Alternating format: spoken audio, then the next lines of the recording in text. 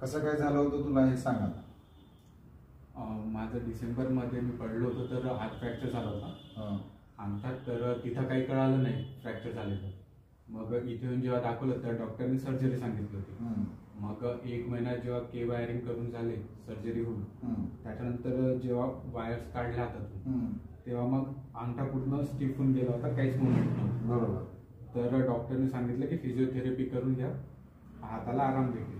मग मी इथं आलो. इथं मग मी फिजिओथेरपी केली. फिजिओथेरपी करून मग हाताची मुवमेंट आता खूप वाढली. आधी अंगठा पूर्ण चिटकून होता, आता चिटकून नाही आहे.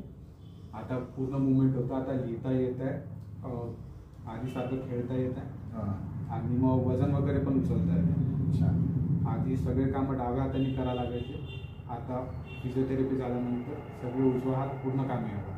छान छान. आता छान वाटत आहे तुला म्हणजे? हो. पूर्ण हात फंक्शनल कंडिशन मध्ये आला ना? हो. झाली तर जमलं असतं का तुझं?